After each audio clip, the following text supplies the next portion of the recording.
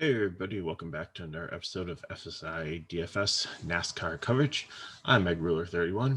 TK Nation is on vacation this week, so I'll be flying solo or riding solo because it's for the next for the 4 races that we'll be doing. So there are 5 races at the track this weekend. We'll be covering 4 because DraftKings doesn't have ARCA yet.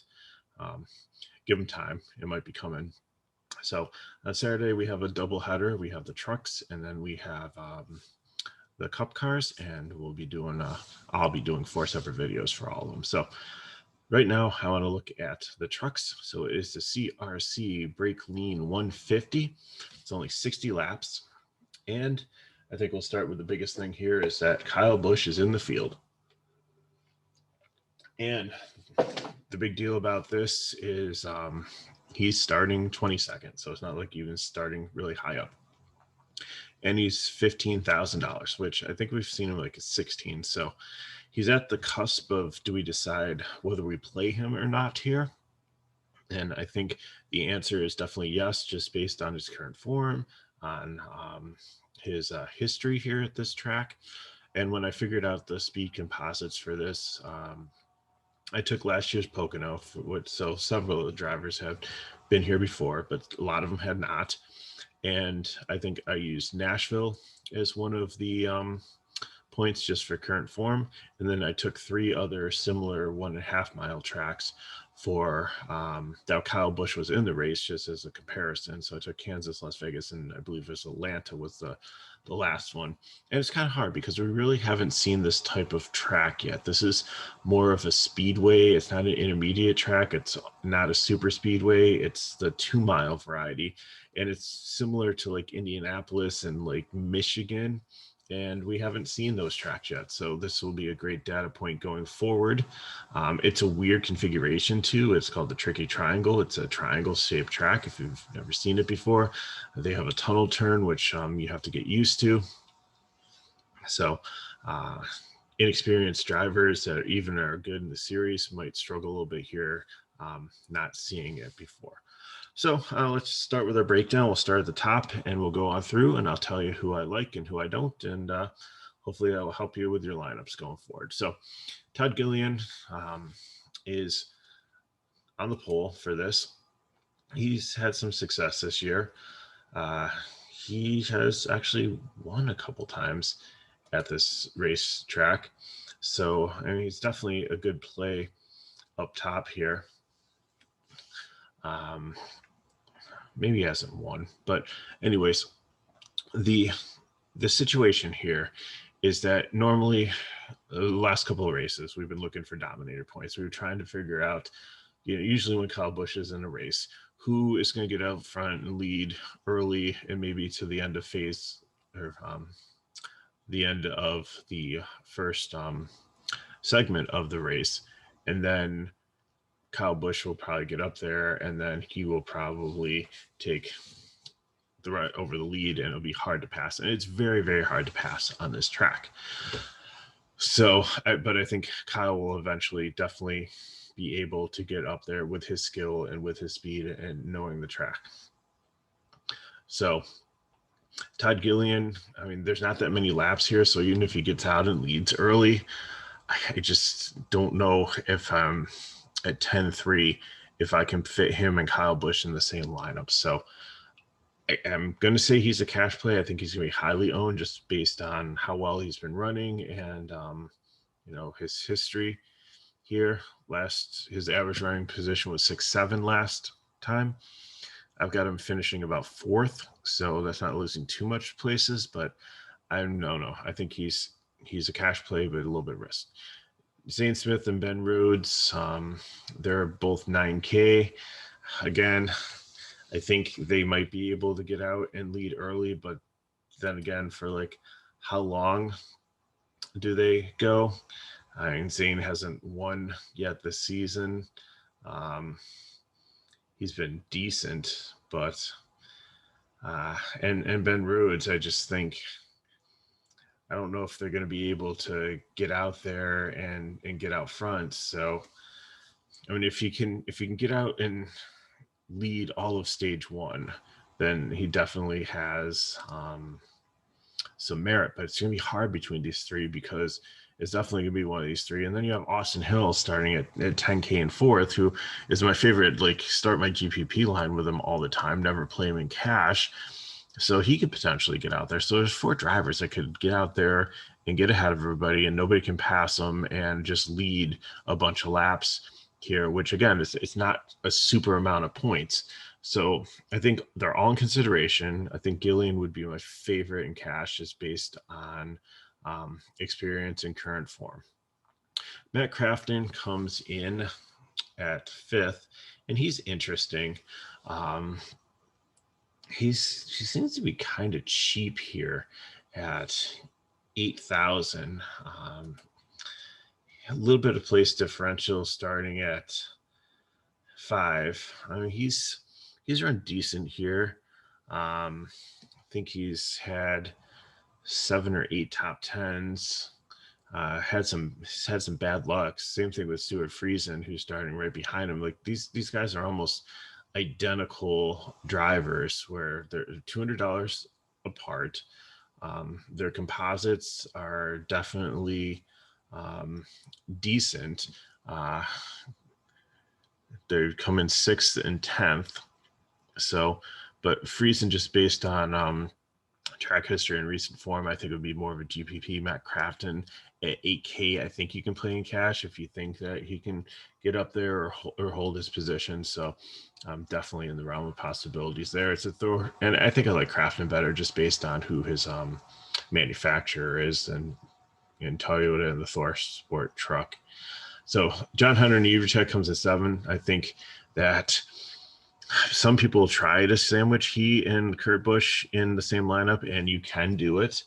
I just don't know. I know he's probably ran here in Cup, and I don't know if I don't think he was very successful here. So he's a very talented driver. He's got a very fast truck. It's just, can he take to the conditions and figure out this track and get ahead of the other 6 really good drivers in front of him?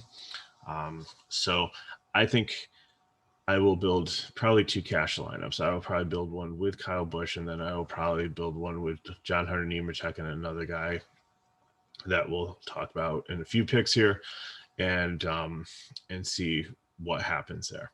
Ryan Preece won last week. He's a Cup driver. He's back in this David Gillian Racing truck. It's a GGR truck. It's a decent truck. Obviously, it did really well last week. I think at 9.8, I think he's too expensive here. I think he's GPP. I think he'll be highly owned. I think he's starting too high up here, and I think that I know there were some Cup drivers, like William Byron was in the truck race last week, and he had a mechanical issue. I think he probably would have won that, but I think this is fool's gold here. Ryan Preece, I could play in a GPP line, but I'm not making him a priority. I don't think he doesn't really even Cup, and like in all seriousness, he really hasn't had a great track record at this track.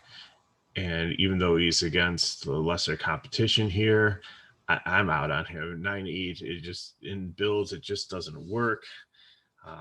Especially if you're trying to play Kyle Busch, it just doesn't make sense to play him. He's got a little bit of place differential. I don't really see him getting up front and leading any laps. So I'm out on him. I think a bunch of people will play him, and I think that will help if he doesn't do well. Jack Wood is definitely punching above his weight class. Like, he qualified so good last week, and he held his own up there. I'll give him credit for that. At 6K, I don't know. I think I'm a fade on him. Even though his average running position was 8.6, it's a different track. And although most of them didn't see the Nashville track, it didn't turn into being like a complete skill track. So it's a good truck. He's a good driver, but and for 6K, if you want to throw him in a GPP, if he helps you get Nemechek and Busch in the same line, then I'm fine. But I just think there's so many other drivers that are going to get up ahead of him.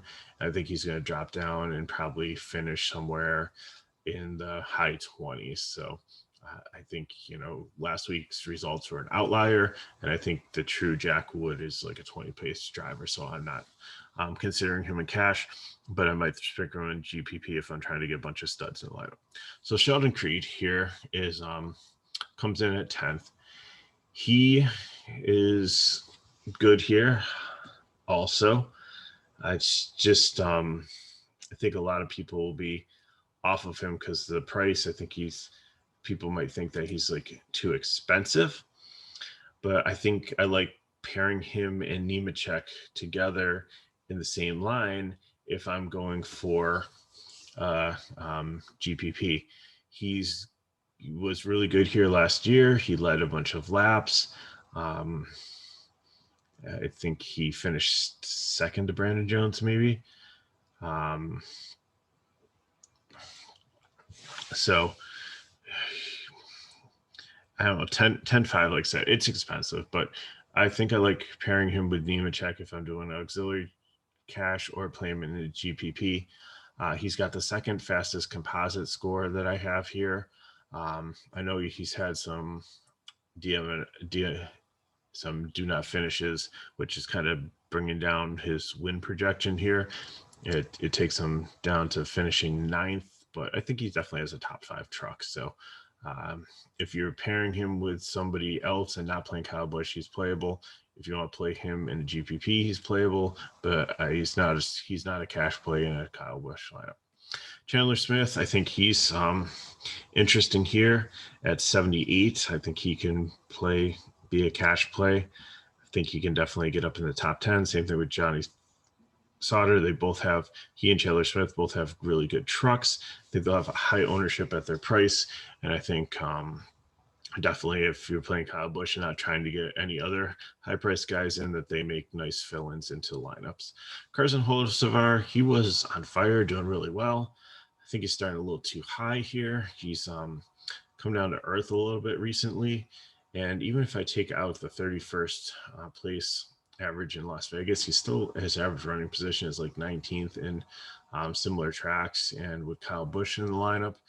So I think that he finishes anywhere between 15th and 18th. So I think he might lose a couple spots here.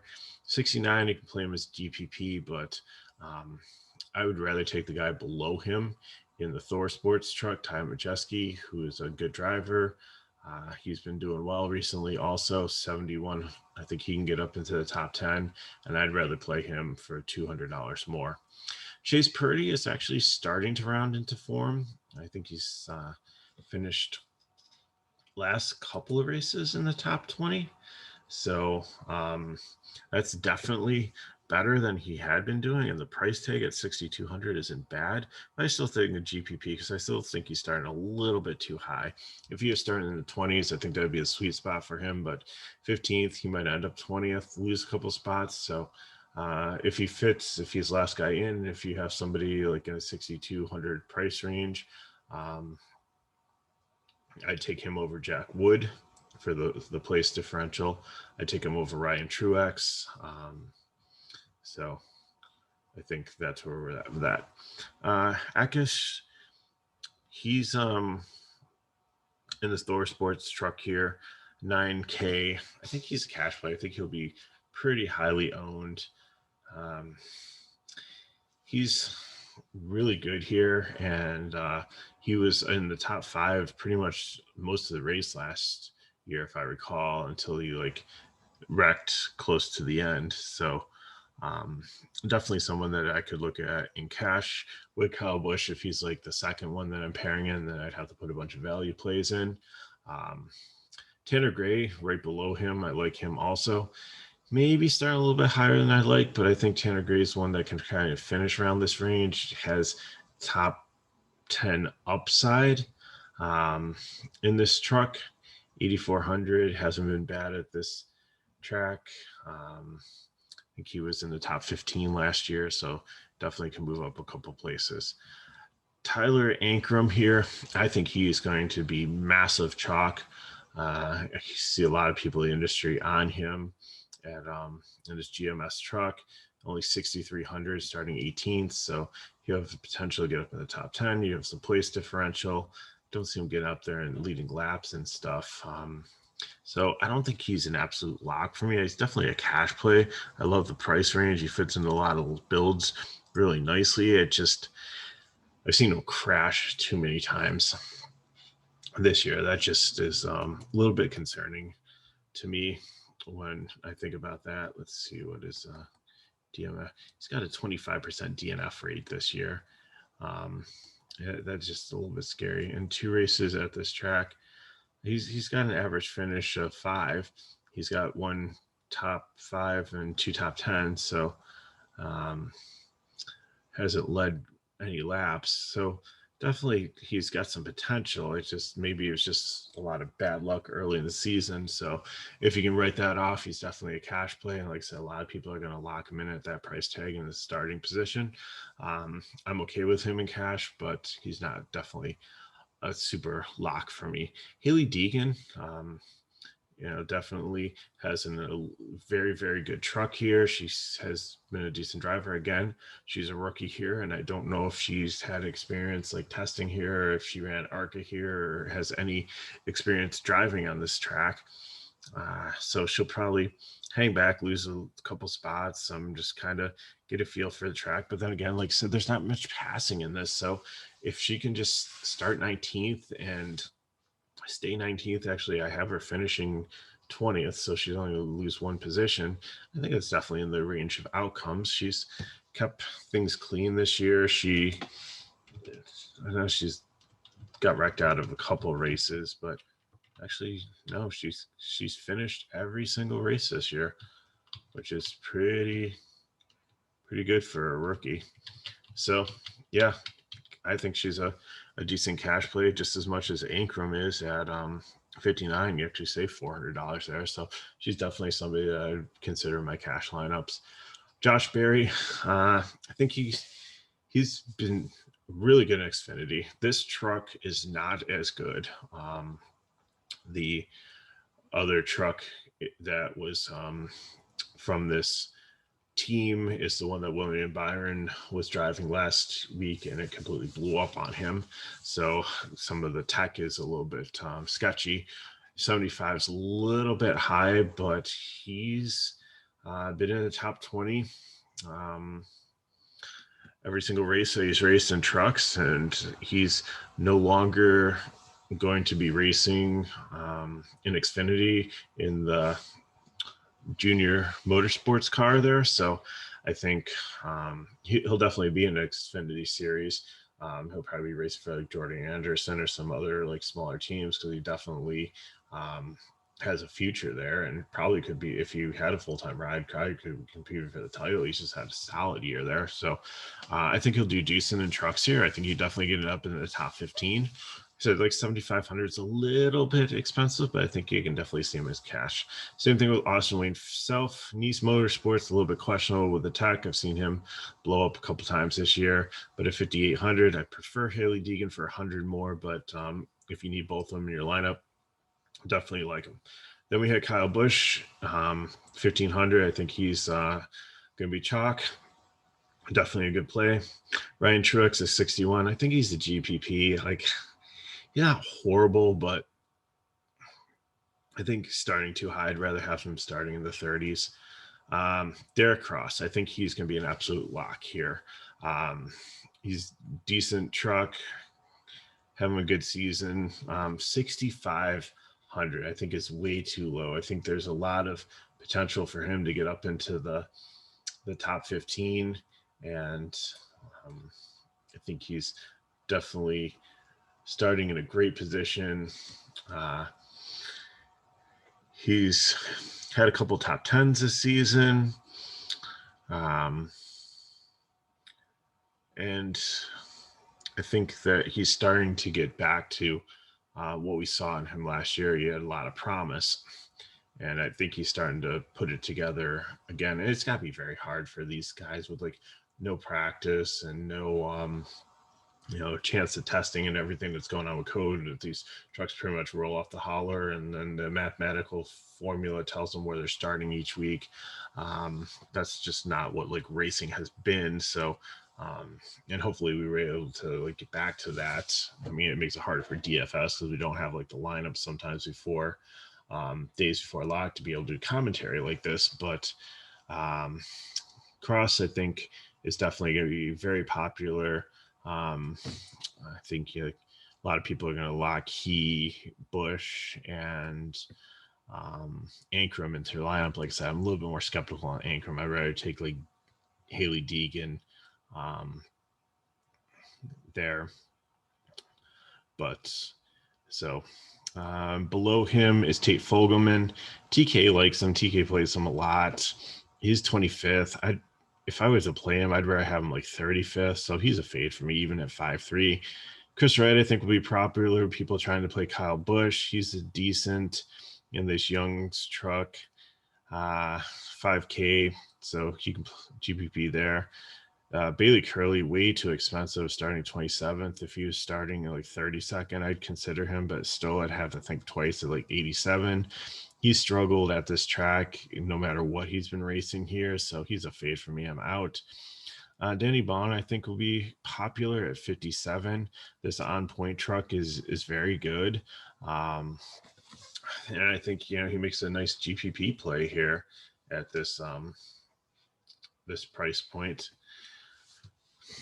Has about an 18th average running position at POCONO, so he might be able to pick up like, oh, sorry, I'm looking at the wrong guy. He's about a 28th, so he's one that probably could like finish where he starts, maybe pick up like 3 places, get into the top 25. Lawless Allen, I'm out on him. Tyler Hill, 67. It's a good team. They're really committed to this. Between he and his brother driving these trucks, 67 just is so expensive. Like like Ankrum, Kraus, like there's so many better plays than him. But GPP, you might need all 3 of them depending on your build. Now, Grant Empfinger, I really like here too. And I think if I'm not taking like Eckes with Kyle Busch, I think I'm going to go Kyle Busch and then Empfinger because he has such great place differential here. Now, again, he's driving like the CR7 Motorsports truck here. It's not a great truck, but I think he definitely has good history at Pocono. He finished, his average running position was like 11th here last time out. So he's somebody that I think 9,600 is a little bit expensive, but I think with how much place differential he could potentially get here, I think he's going to be a really good play. And I think people are not going to even consider him here. I mean, it's the Robar truck. It's not this Thor Sports truck that he was in last week. So, but in Las Vegas, like he did well. He had a 9.2 average running position in that truck. So I think that if he doesn't wreck and he can get up some places, I don't think he's going to get up and run the race. I don't know if he's even going to get to the top 10. And I think 96 is a little bit dependent, but we're looking for place differential here. And I think he's somebody that can get it. So I think, I'm going to try to make it work with he and Kurt Busch. Todd Peck and Howie DeSalvo are okay GPPs here at 5K if you need them. DeSalvo is in the Jordan Anderson racing truck who's been decent. Has some speed, so I'm okay with those. Boyd, Resume, Cobb, Benning, Cicerelli, I'm not interested. And Brian Dazolt is actually not bad. He's about a 30 place in speed average. I think starting last, like talking about place differential, he's got no place to go but up. I see him getting like anywhere from like 5 to 10 positions. He's only been in one race this year so far, but he finished it. So no issues there. He's raced 3 times at Pocono, finished every single one. So definitely someone to consider. So I think looking at builds, like you got to decide if you're taking Kyle Busch. I think I'm leaning yes on him. They're going to pair him and Enfinger, and then probably the next guys in are going to be Kraus and Haley Deegan, and then fill in from there. But I think I'm going to build an auxiliary cash line. I think I'm going to go 2/3 of my money on the Kyle Busch line. And then I think I'll go 1/3 on a Creed and Nemechek line. Kind of probably going to avoid some of the guys on the top because I don't think it really matters if one of them gets out and lead. And it's too hard to pretty much nail down who it's going to be. I'll definitely have a GPP line with Austin Hill as the anchor there just because he's just so talented and he's just going to win and dominate one of these races coming up. And it's probably not going to be a Kyle Busch race.